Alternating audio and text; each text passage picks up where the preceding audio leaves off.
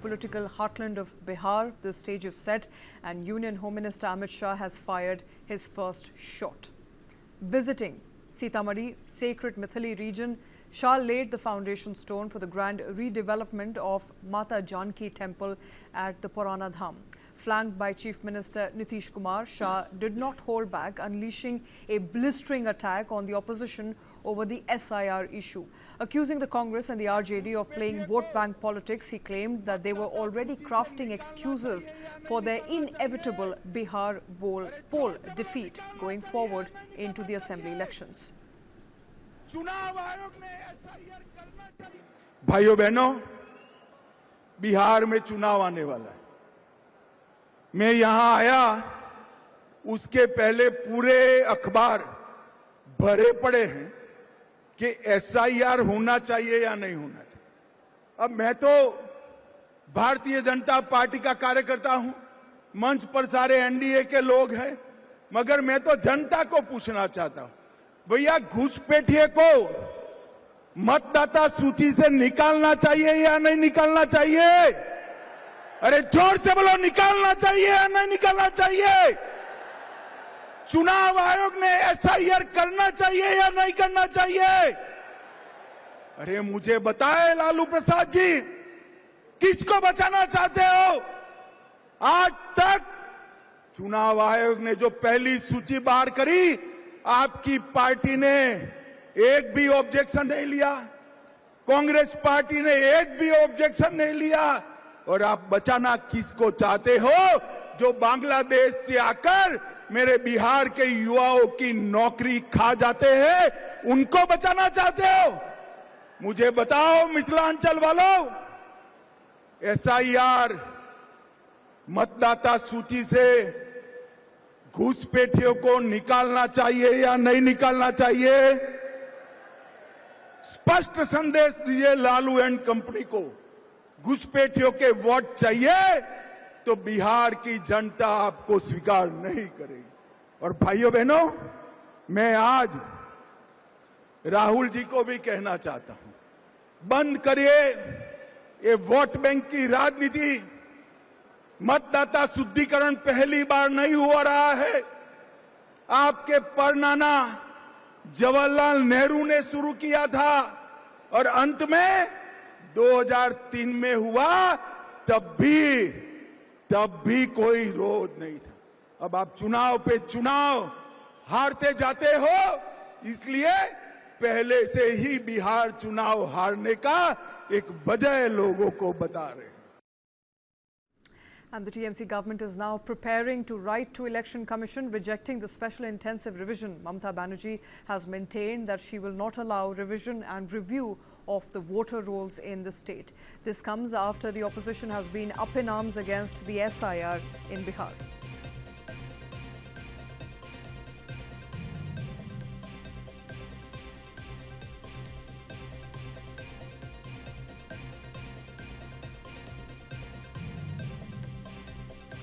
The Election Commission of India has flagged a surprising trend in Bihar's ongoing special intensive revision of electoral rolls. More than a week into the crucial claims and objections period, which is expected to last up until 1st of September, not a single political party yet has come forward to submit their claim or their objection.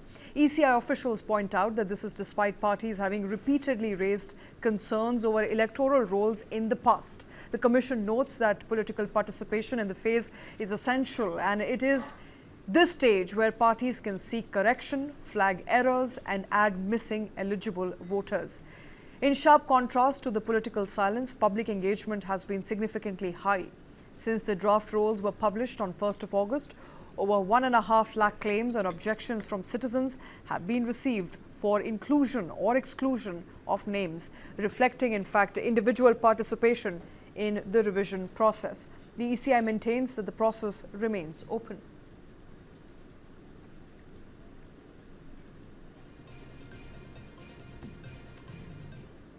And moving on, the Election Commission versus Rahul Gandhi row has now taken a sharp turn, with EC sources throwing down the gauntlet. EC has given an ultimatum to leader of opposition with two options: either sign an affidavit or apologize. ECI sources say that if Rahul Gandhi truly believes in his analysis and the allegation he's made against the commission, he should have absolutely no hesitation in signing a declaration. But if he refuses to sign, it would mean, in their words, he doesn't stand by those allegations and should apologize to the nation. Sources also accuse Rahul of a pattern of him never sending any signed letter and later disowning communication made on his behalf. The Election Commission sources also cite Maharashtra Rao of December 2024 when Rahul Gandhi raised an issue.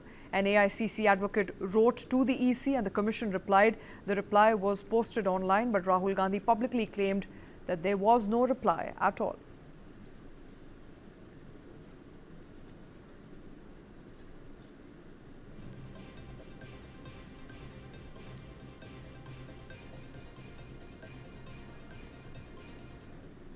Moving on now, Congress leader Rahul Gandhi and Mallikarjun Kharge held their Vote Adhikar rally today at the Bengaluru's Freedom Park, dubbed as the Vote Adhikar rally. The protest was held today at Freedom Park with the party alleging large-scale manipulation of electoral rolls.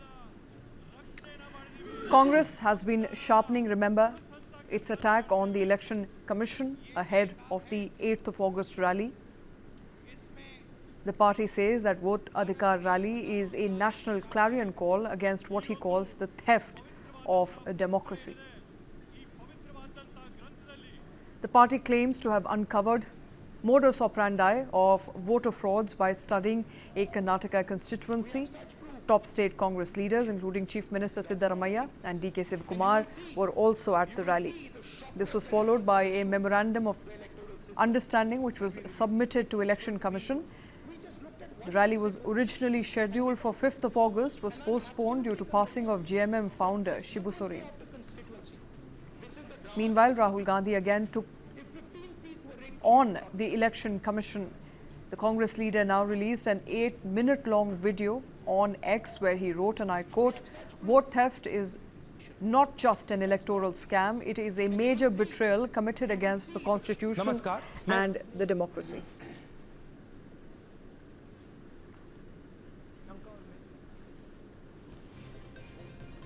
And let the nation's culprit hear this: times will change and punishment will surely be meted out.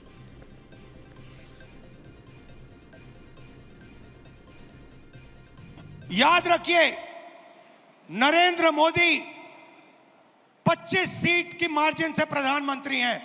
एक seat हमने दिखा दी कि चोरी हुई है। 25 seat वो 35,000 या कम वोटों से जीते हैं। अगर हमें इलेक्ट्रॉनिक डेटा मिल जाए, हम साबित कर देंगे कि हिंदुस्तान का प्रधानमंत्री चोरी करके प्रधानमंत्री बना है। When they were in power, इन लोगों का लूट का दुकान था। जब सत्ता में थे, लूट का दुकान। When it's election time, मोहब्बत का दुकान। और when they voted out of power, जब वो हार जाते हैं, झूठ का दुकान। ये अभी झूठ का दुकान चल रहा है। तो मेरा प्रश्न है, ये जो पहले इनका तो जैसे राइफल में बोलते थे ना, हर दिन एक एक फिगर बोलते थे। आप सब इसके लिए you are all witness to this. हर दिन एक नया फिगर जो मन में आता था वही बोलते थे। ऐसे पहले इन्होंने महाराष्ट्र के बारे में बोला 70 लाख वोटर्स ऐड हुआ है between Lok Sabha election to Vidhan Sabha election with all fact and figures. 24 दिसंबर को इलेक्शन कमीशन ने लेटर लिख के they said 40 lakh, nearly about 40 lakh voters have been added. This is duly letter written by Election Commission of India, what I am quoting. Election Commission का letter भी है। To see the election commission letter. तो ठीक है, वो तो याद नहीं था शायद, वो तो कोई भी बोलते हैं, वो ऐसे कोई भी लिख के देते हैं, वो पढ़ते हैं। इसके कारण कल उन्होंने 1 करोड़ बोल दिया कर्नाटक में, महाराष्ट्र में 1 करोड़ ऐड हुआ है। कल का उनका भाषण आप देखिए, उन्होंने बोला 1 करोड़ ऐड हुआ है।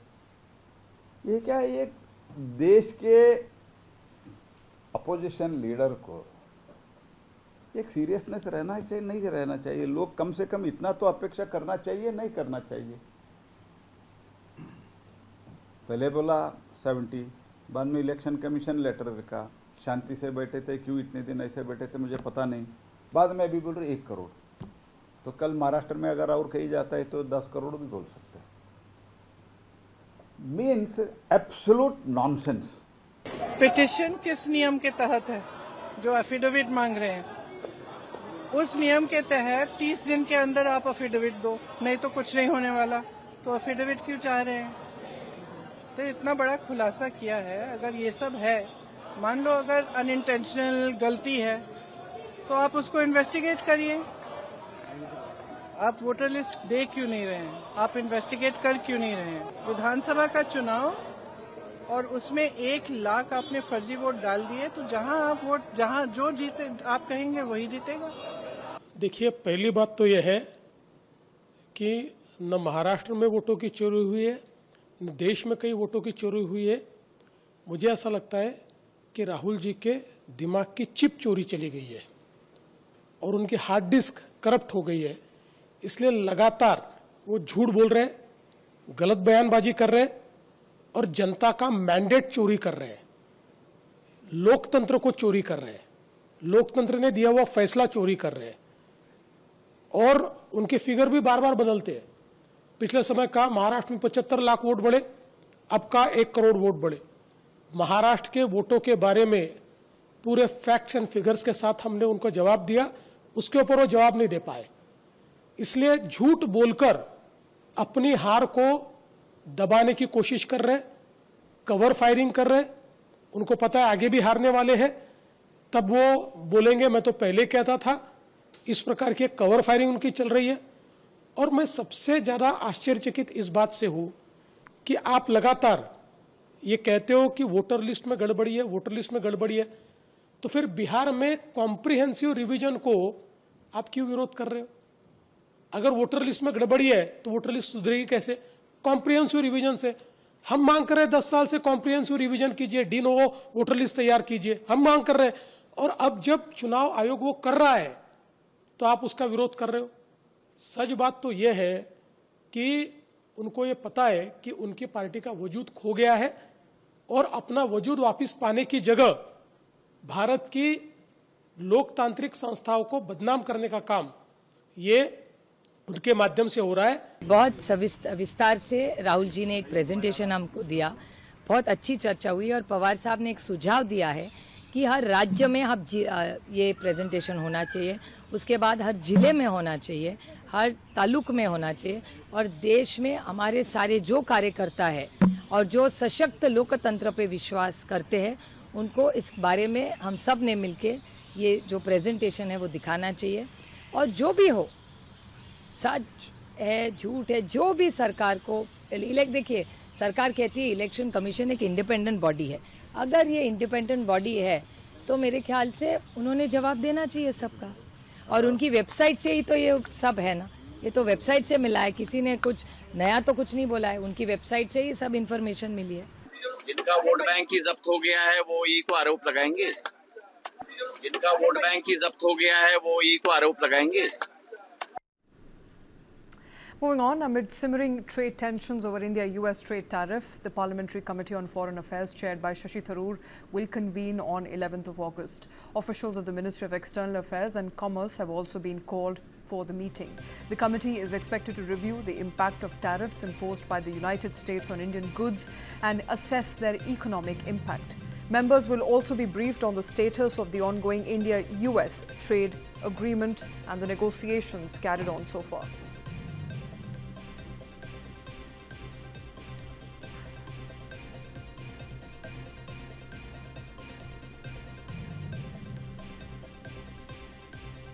Look, I think there is obviously something that has gone wrong, and we don't quite know what it is for all of us. I'm sure that our government is focused very much on the situation. For me, it is very clear that some of the strategic assumptions on the basis of which we have been conducting most of our policies will have to be reviewed very carefully and closely in the coming weeks. Let me stress, first of all, there is an ongoing negotiation. So it's not as if this is the final word. And Mr. Trump is known for somewhat assertive negotiating tactics. So it is possible this is part of a negotiating style which we have not seen before in international diplomacy, and which is therefore very difficult for us to understand and accept. And moving on, in Uttarakhand, rescue efforts are currently in full swing in the flood-ravaged Uttarkashi. Till now, the state government confirmed about 566 people have been evacuated from the worst-hit Dharali and Harsil areas, where massive flash floods have crippled normal life. Authorities say nearly 300 more stranded individuals are still being brought to safety. The Indian Army has deployed dog squads, drones and ground-penetrating radars to aid the search and rescue mission. Meanwhile, the construction of a makeshift valley bridge on the Gangotri National Highway is progressing swiftly. The highway was blocked following the collapse of the Limcha Gad Bridge near Gangnani, cutting off access to higher Himalayan regions. Restoration efforts are also underway to reopen roads in Harsil and Dharali, which were severely impacted by the deluge. Uttarakhand Chief Minister Pushkar Singh Dhami is on ground in Uttarkashi. He is currently reviewing operations with senior officials from key rescue and security agencies. He has directed police and rescue teams to speed up evacuations, personally met with victims, assuring them of swift rehabilitation.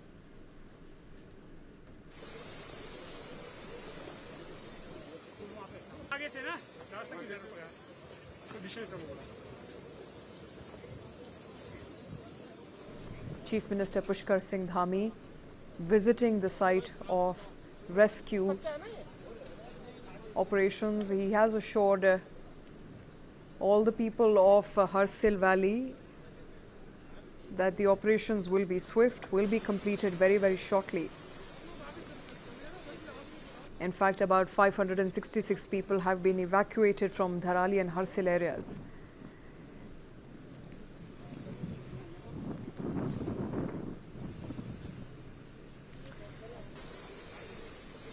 Indian Army has deployed dog squads, drones, ground-penetrating radars to aid the search and rescue mission. There's also been a makeshift valley bridge constructed over Gangotri National Highway and is progressing swiftly. Remember, the highway was blocked following the collapse of the Limcha Gad Bridge near Gangnani, cutting off access to higher Himalayan regions.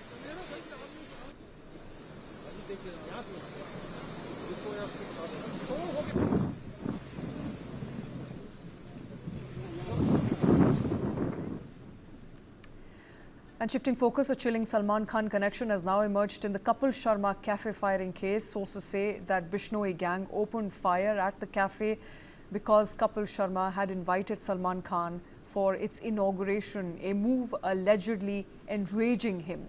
An audio clip from the Lawrence Bishnoi gangster Harry Boxer has now surfaced, filing and in fact filled with direct death threats to Bollywood artists, directors, producers linked to Salman Khan. Harry warns that next time bullets will be aimed straight at the chest and vows to make Mumbai's atmosphere unimaginably dangerous. Our sister concern TV9 Bharatvarsh has accessed Harry Boxer's dossier. His real name, Hari Chand. He's a native of Alwar in Rajasthan with a long criminal record. Multiple FIRs are registered against him in the state. In 2024, Harry illegally entered the US via the donkey route and was soon found to be a member of the Lawrence Bishnoi gang, working directly with Anmol Bishnoi. With Goldie Brar sidelined, Harry is now set to control the gang's extortion network from the US, terrorizing targets in India through threats and violence.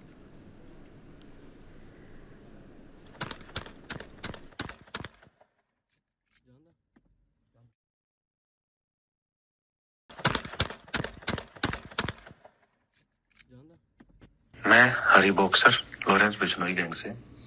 ये जो कपिल शर्मा पे पहले और अब ये जो firing हुई है, ये इसलिए हुई है, इसने सलमान खान को उद्घाटन पे बुलाया था नेटफ्लिक्स के शो पे, और अगली बार जो भी डायरेक्टर, प्रोड्यूसर, कलाकार इनको सारों को वार्निंग नहीं देंगे, अब सीधी AK-47 ही चलेगी इनकी छाती पे।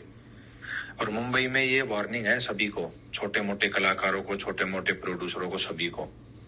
अब हम मुंबई का माहौल इतना खराब कर देंगे कि तुम लोगों ने सोचा भी नहीं होगा तुम्हारी जिंदगी में, ठीक है।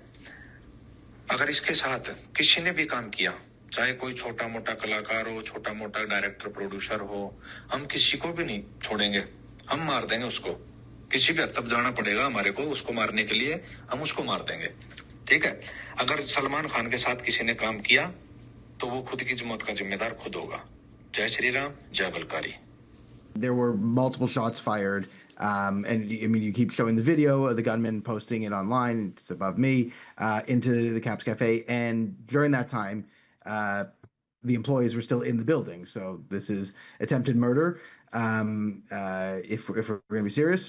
But after that, the focus of sort of the mayor and the Canadian politique was not so much on like the violence and arresting the people done this, but sort of the social media and the wider media coverage of the talking about it variety, and that was their focus. And then to almost no one's surprise in the country, it happened again, and we have another violent attack. So we have another, clearly there's some sort of either ideological or gang or some sort of or extortionary, there's some sort of malfeasance going on somewhere. And we have another violent attack where we have, you know, more people openly taking credit for things and claiming things in Canada, and most Canadian media have almost no idea what's going on.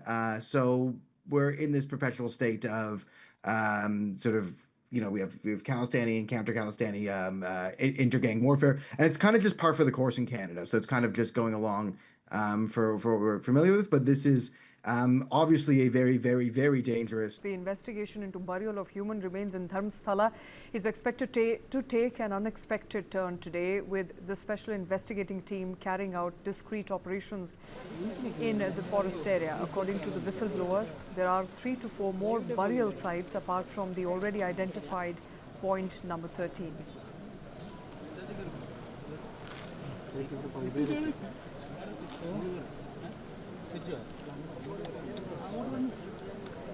And acting on these claims, the SIT team is now reportedly moving towards the 10th point, deep inside the Bengal area of the forest for further searches. The whistleblower is said to be pressuring SIT officials, reportedly through lawyers, to search additional locations, specifically point 15, 16 and 17, to confirm if more graves exist underground. Sources indicate the SIT may only return to point 13 once the ground penetration radar equipments have arrived on site. Discussions on procuring and deployment of the GPR are ongoing, with SIT Chief Pranav Mohanty personally reviewing the plan. The day's development have now raised questions as the SIT remains tight-lipped about exact nature and the scope of today's operations.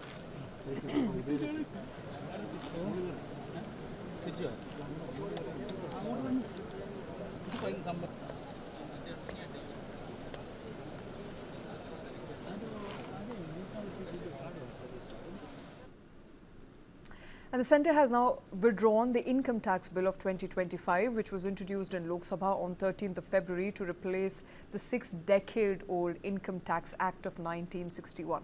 Government sources say that the decision aims to avoid confusion caused by multiple versions of the legislation and present a single updated draft incorporating all changes. The bill referred to the select committee chaired by Panda received its report on 21st of July.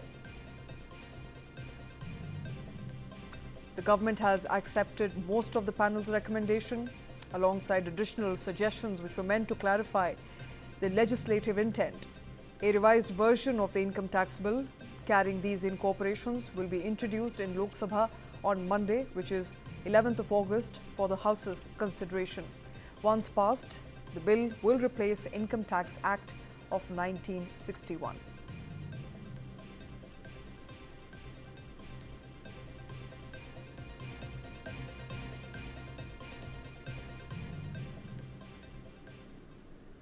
And Pakistani cricketer Dharali was arrested in Manchester following rape allegations. PCB suspended the star pending investigation. While the Pakistan Cricket Board did not specify the exact nature of the arrest, the board has provisionally suspended Dharali for the duration of the criminal investigation into the incident that allegedly occurred during Pakistan's Shaheen store of England. Dharali, who debuted in 2020, has played 2 ODIs, 35 T20Is for Pakistan, scoring 505 T20I runs with 350s. In first-class cricket, he averages over 47 with 1,797 runs in 27 matches, but is yet to play Test cricket. Breaking news coming in on the show. Big development on India-US tariff war. Reuters in an exclusive report has now claimed that India has put on hold its plan to procure new US weapons and aircraft, according to 3 Indian officials familiar with the matter. In India's first concrete sign of discontent after tariff imposition by the US on its exports, India now says that it will put on hold plans for procurement of US weapons and aircraft. Now, this is the first sign of discontent and a firm policy move, if at all it comes to action, and it's put to action after Donald Trump announced tariffs on Indian exports, dragging the India-US ties to their lowest levels in decade. Aditya Rajkol, my colleague, joining us on the phone line. Aditya, if these plans are found to be true, they will have substantial impact on India-US ties.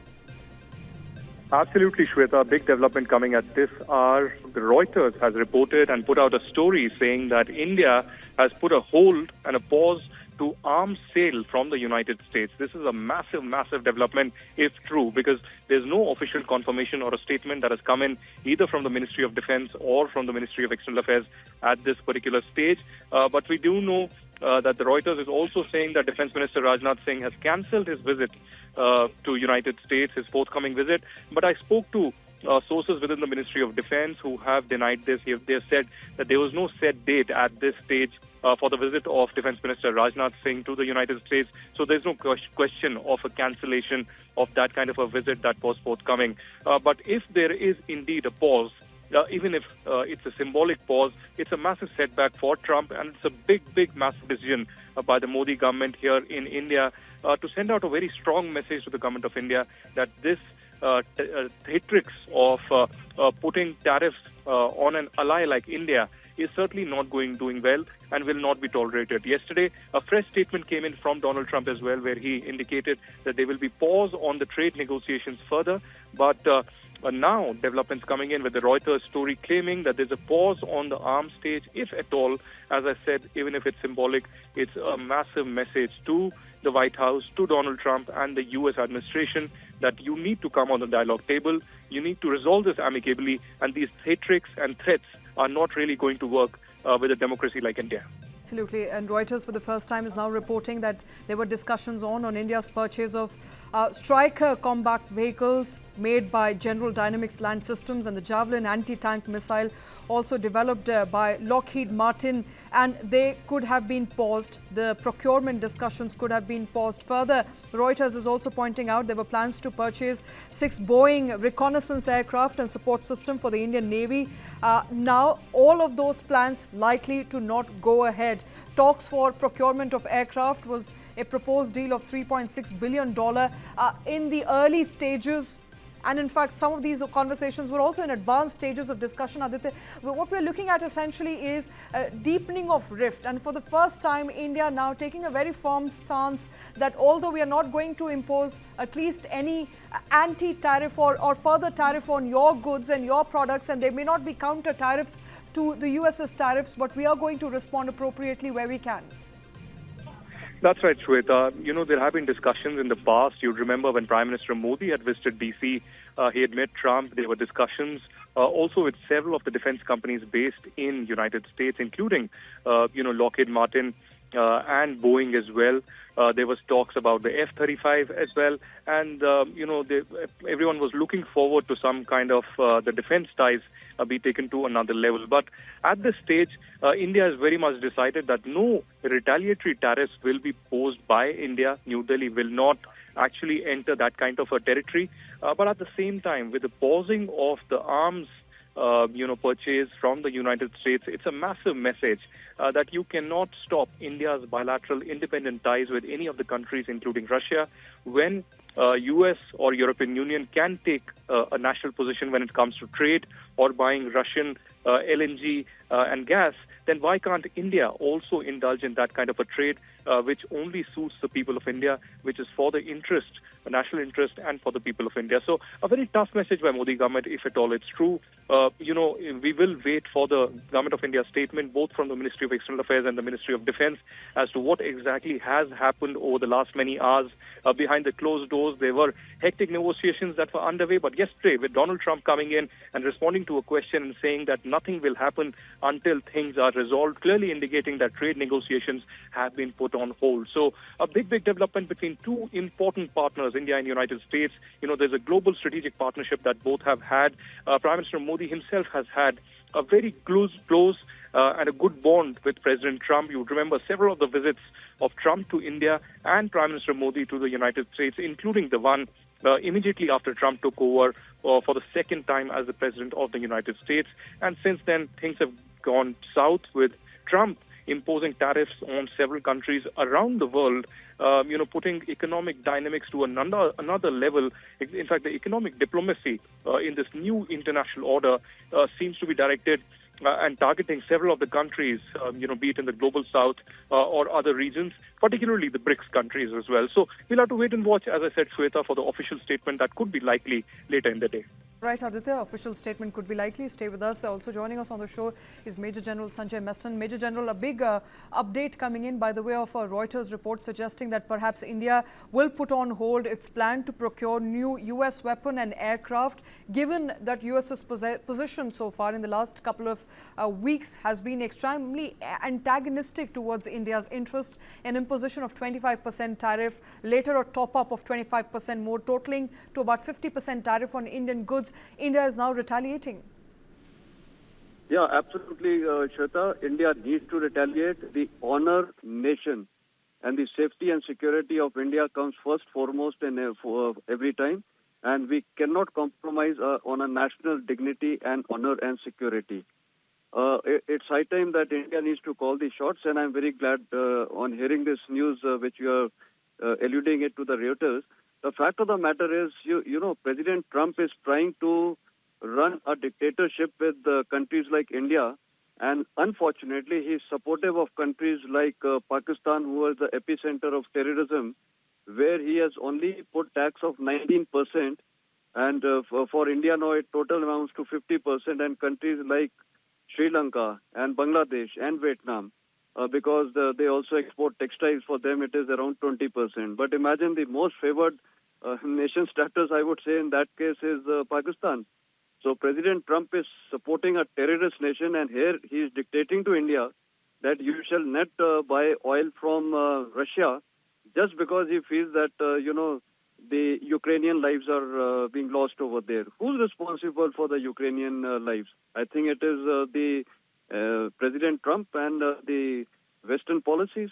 They should be very clear that they should not be having their NATO affiliation with Trump, with Ukraine. And that is the reason Russia intent was very, very clear. So what I'm seeing, President Trump, because of his policies, he is isolating most of the powerful countries. And you mentioned rightfully the BRICS, etc. Now they are going to form a separate axis, not an axis, some kind of a understanding. Though we have to keep in mind that one of the important players in this BRICS/SCO is China, and we don't have good and friendly relations with China. So one it's of a the very questions, tricky. Major General, one of the questions, sir, that a lot of people have been asking, especially from the trading community, that perhaps if there were to be issues with trade, those issues could be solved. We have seen, Donald Trump to be a turncoat. We know him to be somebody who's whimsical and will change his stance tomorrow if and when he's met with resistance, or if and when there are better negotiations and better options on the table. I have to ask you, do we have to go through a military route? Do we have to go through a strategic route at this point in order to push for India's interest? Or could we have just waited for those tariff discussions to conclude? See, the way President Trump is trying to bulldoze India, especially at this critical juncture when we have had such a major strike at Pahalgam and supported by Pakistan, and the way they had to get involved in a short conflict with us. But the irony is President Trump somehow has given thumbs up to Asim Munir, and he called him to have lunch, and the way he wants to have relationship, and 19%, imagine I would say lowest taxes in perhaps Asia or South Asia / Southeast Asia. So therefore, your question now is that, considering our security interest and all, talks should have also gone on. Yes, talks would have gone on, but it cannot be one-sided. Talks happen when both the partners maintain equality. They understand each other's everything. Here he's just simply dictating. So we cannot have talks with the President of United States. Is it fair to say this has gone beyond trade now, that this is not just about trade anymore, since US has been threatening us of tariffs because we continue to import oil from Russia? This is no more just about trade. This is about national security, and this is about India's interests now. Yes, exactly. That was my opening remark. The national dignity, the honor, the security, these things are the most important. See, trade is always there with all countries, and it is bilateral. Yes, trade is desirable, and most of the traders say the talks should continue. But to what level? We cannot be just bulldozed and dictated by one President Trump. We have got all options, and that is why India today, even tomorrow, let's assume for a scenario that everything, the arms, the thing has to stop with the United States. We have other options. We have the West, and today even the Europe Union is not too conducive to Trump. And you see even EU is having good rapport and relationship with China. They are also opening up to the world. So we also have our flexibility and options. It is not that without America, India will collapse. No way. In fact, it will give us further impetus, and perhaps our Atmanirbhar Bharat and the small-scale industries and startups, I think they will also get emboldened to take on such a bully. Because, unfortunately, Americans are good. But President Trump is today, I would not say an true American. He is just bulldozing his way, and he feels that he is the only supreme person in this world, and he can dictate terms to anyone, whether it is Canada, whether it is Brazil, whether it is Mexico. So he is using this more not as a trade. He is using all these things as a political, village to put pressure. You see, in Brazil, why is he doing all this? Just because the ex-president, he wants that, the president must go slow on him.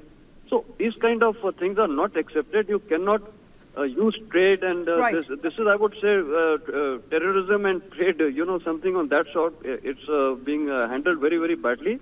And let me tell you, this is going to strengthen the rest of the world. And today, maybe Russia, maybe India, and many of the global south countries will now start aligning, and it's high time even the US dollars perhaps will take a beating, and we may look for an alternative currency.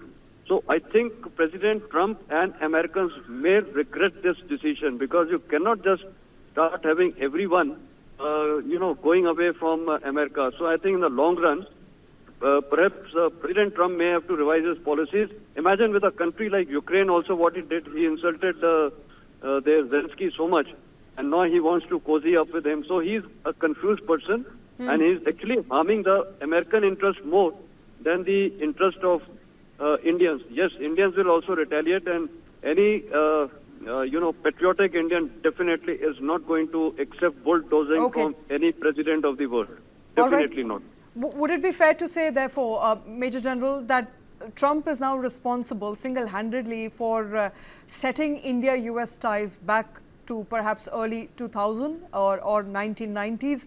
And if this is the trajectory on which India-US ties will continue, where does it end? What is the solution? See, I personally feel, yes, you are very right. The trajectory has been affected very badly only by one person, and that is President Trump. And I think the Americans will regret it. It is high time. You are asking for the solution. Solution has to come from the people of America, not from India. India is very, very clear. The moment we start aligning and having partnership with other important nations of the world, and especially with BRICS, yes, China is definitely a sore point. But all the Southeast Asian nations and everyone, and of course the global South, Latin American countries, Mexico, Australia, we have to open up with all the countries more. Let us also start doing exactly what America is doing. Let us isolate Americans, because see, today there are so many Indians. Most of the heads of American organizations are Indians, and I think it is high time. But if the Indians who are now settling down there, they also need to come back to their own motherland. Let them serve India first, rather than becoming American. Actually, that is a little irony. I can be a little upfront and blunt on it. People who are born in India, who are residents of India, they cannot, just start going to America to look for a better life. Nation comes first, foremost, and every time. Absolutely. This is what exactly the armed forces will do. Do we run away?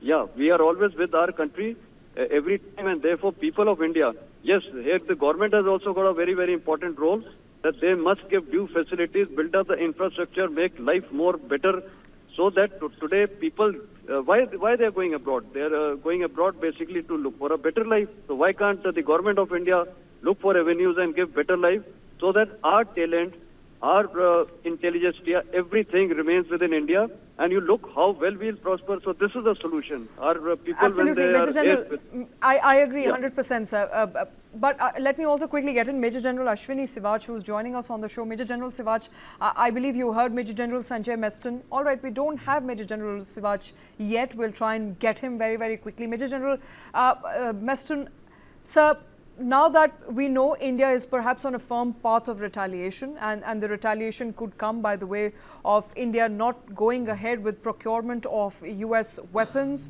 and US aircraft, what happens to India-US ties from here on? Because if this is going to be a path and trajectory of deteriorating ties, 25th of August is when US delegation negotiations were to continue. For the US delegation was to arrive in India. Do you believe, in your assessment, we could have waited a little while longer, perhaps a couple of more days, before taking a firm stance on the matter?